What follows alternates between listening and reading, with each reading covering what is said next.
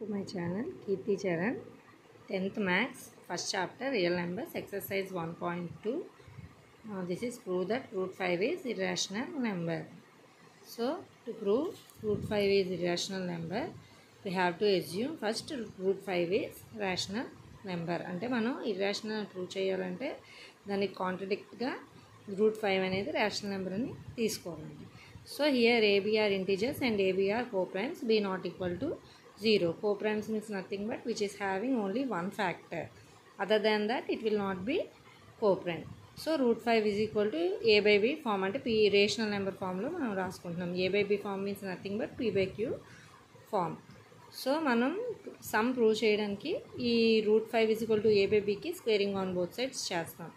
So root 5 whole square is equal to A by B whole square.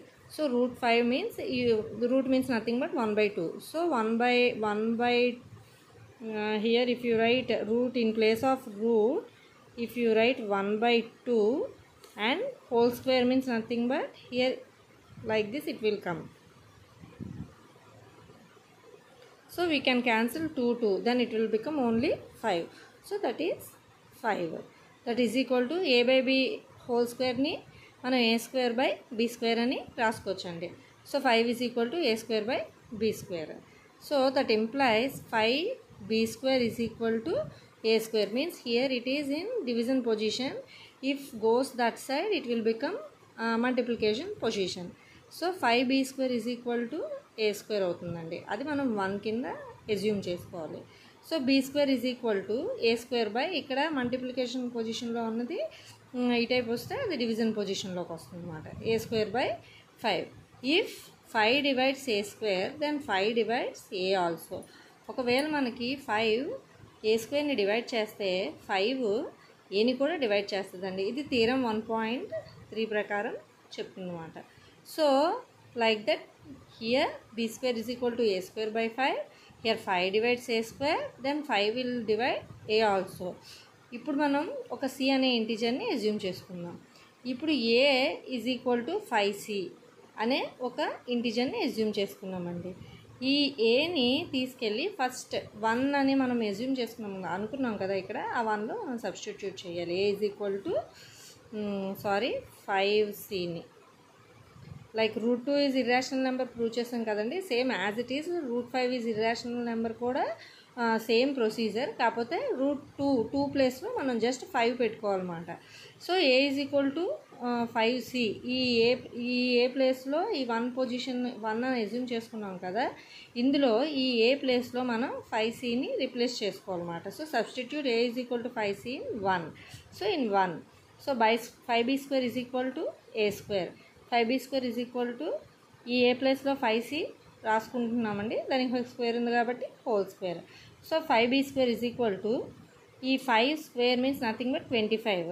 C square C square. So 5B square is equal to 25C square. ఇక్కడ 5 1s 5 5s నేను డైరెక్ట్గా cut చేసుకున్నాను. So అప్పుడు ఏమవుతుంది, B square is equal to 5C square అవుతుంది. So that implies C square is equal to B square by 5. Means here ఇక్కడ multiplication పొజిషన్లో ఉంది, సో ఆ టైప్ మనం పంపిస్తే అది డివిజన్ పొజిషన్లోకి వస్తుంది. సో ఫైనల్గా C square is equal to B square by 5 వచ్చిందండి. సేమ్ ఈ స్టేట్మెంట్ మనం ఎలా రాసుకున్నామో from theorem 1.3 we have to write if 5 divides B square then 5 divides B also. So from theorem 1.3 here AB are having common factor 5 other than 1.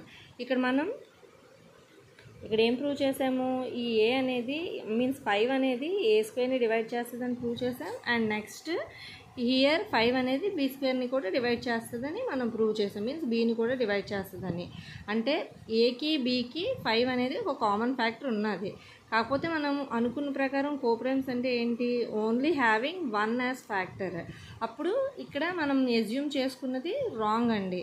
So ఇది ఏమవుతాయి, ఇవి రెండును coprimes అవ్వవు. It contradicts that our assumption is wrong. Root 5 is not rational number. So we have proved that root 5 is irrational number because they are not co-primes. Thanks for watching. If you like, please like, share, comment and subscribe to my channel Kirti Charan. Thanks for watching.